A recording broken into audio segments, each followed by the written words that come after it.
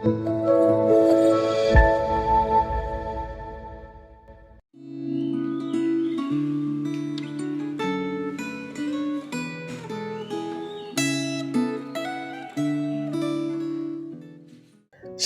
saudara-saudari yang terkasih di dalam Tuhan, bersyukur sekali pada hari ini kita bisa kembali merenungkan firman Tuhan. Sebelum kita merenungkan firman Tuhan, mari kita berdoa. Bapa di surga, terima kasih untuk kasih setiamu, terima kasih untuk berkat-Mu dan anugerah-Mu bagi kami. Berikanlah kami pencerahan karena kami ingin mengenal Engkau melalui firman Tuhan yang kami baca, supaya kami mengenal Engkau dengan benar dan mengenal diri kami dengan benar.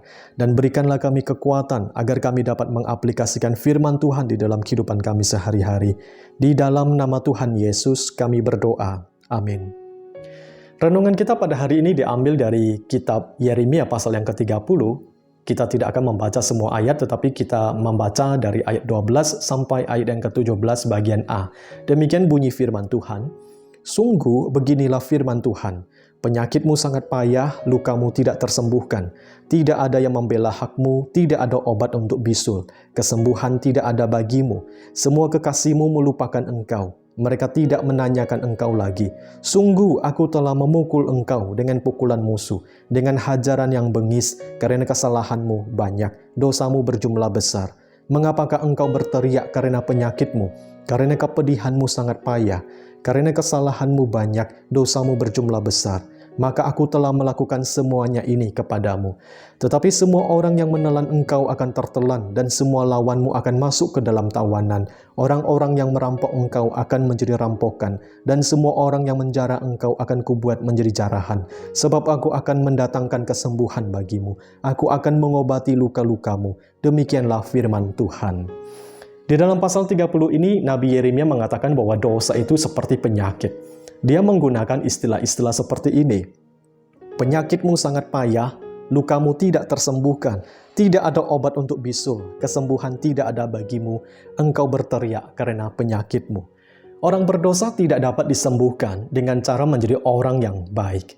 Orang berdosa tidak dapat disembuhkan dengan cara menjadi orang yang religius. Demikian juga orang-orang Yehuda pada waktu itu tidak dapat menyembuhkan penyakit dosa mereka sendiri. Kalau mereka tidak dapat menyembuhkan penyakit dosa mereka sendiri, lalu siapakah yang dapat menyembuhkan mereka? Jawabannya adalah Tuhan sendiri, dengan cara mengampuni dosa-dosa mereka dan dengan cara memperbaharui keadaan mereka. Tuhan berkata begini, sebab aku akan mendatangkan kesembuhan bagimu. Aku akan mengobati luka-lukamu. Saudara sekalian, dari pasal 30 ini ada beberapa hal yang patut kita pelajari. Yang pertama adalah Tuhan membenci dosa.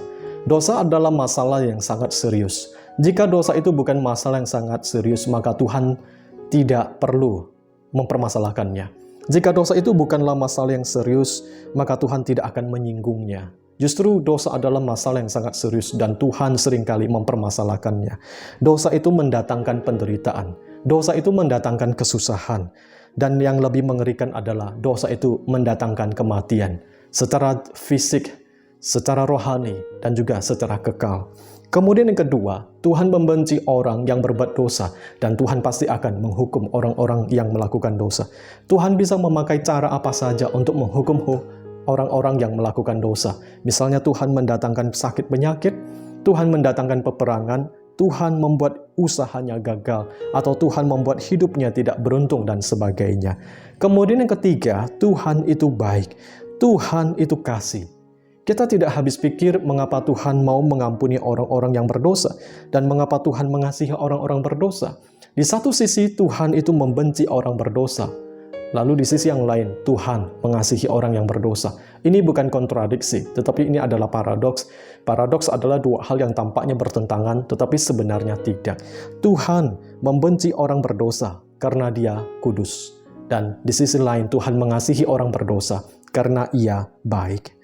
Bapak Ibu yang terkasih di dalam Tuhan, mari kita memeriksa hati kita, memeriksa pikiran kita. Apakah ada dosa yang sudah kita lakukan, baik di dalam pikiran kita, ataupun dalam tutur kata, ataupun di dalam perbuatan kita? Apakah saudara juga berpikir bahwa Tuhan tidak mau mengampuni dosa saudara? Jika saudara datang mengaku dosa, Tuhan mau mengampuni dosa kita. Tuhan berkata, firman Tuhan berkata dari 1 Yohanes pasal 1 ayat yang ke-9, jika kita mengaku dosa kita, maka Ia adalah setia dan adil, sehingga Ia mau mengampuni kesalahan kita, menyucikan kita dari segala kejahatan kita. Ada harapan di dalam Tuhan. Datanglah kepadanya, akui dosa kita dan jangan hidup di dalam dosa lagi.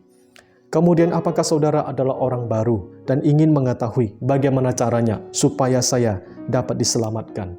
Alkitab berkata begini, percayalah kepada Tuhan Yesus Kristus, maka engkau akan selamat, engkau dan seisi rumahmu. Tuhan Yesus sendiri berkata tentang dirinya sendiri, akulah jalan dan kebenaran dan hidup. Tidak ada seorang pun yang dapat datang kepada Bapa kalau tidak melalui aku. Bukalah hati Anda dan terimalah Tuhan Yesus sebagai Rajamu. Terimalah Tuhan Yesus sebagai Allahmu. Hidupmu pasti berubah. Mari kita berdoa. Bapa di surga, terima kasih karena Engkau mengasihi kami, Engkau mengampuni dosa kami. Kami berdoa, Engkau memberikan kami kekuatan untuk hidup di tengah-tengah dunia ini, supaya kami kuat, supaya kami dapat memuliakan Engkau, dan kami terus-menerus memuliakan Engkau dengan hidup kami. Di dalam nama Tuhan Yesus kami berdoa. Amin. Tuhan Yesus memberkati kita semuanya.